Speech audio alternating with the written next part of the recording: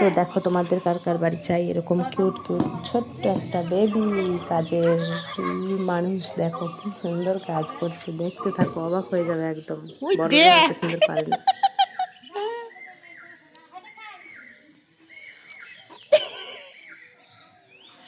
ওরে বাবা রে,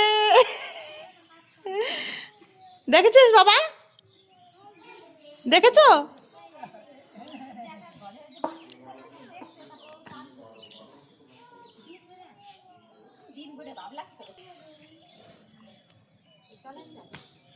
এ দেশ বাসন্তী পায়ে লাগবে।